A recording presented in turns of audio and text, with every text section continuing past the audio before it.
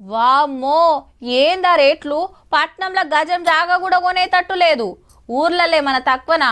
చూస్తుండగానే పెరిగిపోతూనే ఉన్నాయి. ఓ దిక్కు రియల్ ఎస్టేట్ డౌన్ ఉందంటారు, మరి రేట్లు తగ్గాలే కదా. దినామింత మీదికి పోవట్టే. భూముల కిల్వ పెరుగుతుండే వరకు ఏడ సందు దొరుకుతుందా అని చూసేటోళ్ళు మోపైరి. ఖాళీ జాగాలు కనబడితే బోర్డులు పెడితేనే ఉండిరి. ఆగో గట్ల కావద్దనే గీ ఉపాయం చేసిండ్రిగా. దేవుని మాన్యాలను కాపాడే కార్యం షురూగా పోతుంది. ముండ్ల కంచె లేసిన కబ్జాలు చేస్తుండ్రని డిజిటల్ కంచె వేయాలని డిసైడ్ చేసింది గవర్నమెంట్.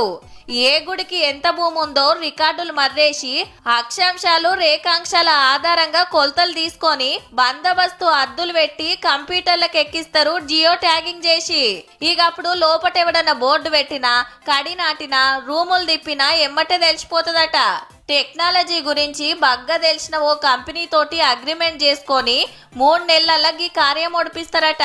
తెలంగాణ అంతటా 87,000 ఎకరాలు, పక్క రాష్ట్రాలల్లో 6,000 ఎకరాలు గుల్ల శాఖ కిందుంటే తొలుత 40,000 ఎకరాలు సర్వే చేస్తారు.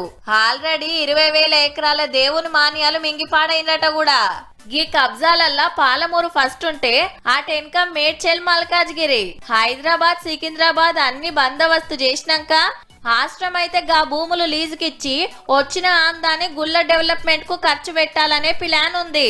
ఎన్నేళ్లు లాపర్వా చేసినందుకే కొందరు బడవేగాళ్ళు ఇంత ఇంత అమ్ముకుంటొస్తుంటే కేసులు కోర్టుల చుట్టూ తిరుగుడు కాబట్టే మళ్ళా ఇయాల రేపు ఏడజుడు పిటాన పిరమైంది భూమి. ఇక దేవస్థానాల కాడైతే నెరి ఇంత కబ్జా పెట్టి 2 రూములు కడితే కిరాయిలే కిరాయిలు. ఉన్నాయన్నా కాపాడుకోవాలని గీ పని ముంగటేసుకుంటున్నట్టు. మంచిదే కదా మరి.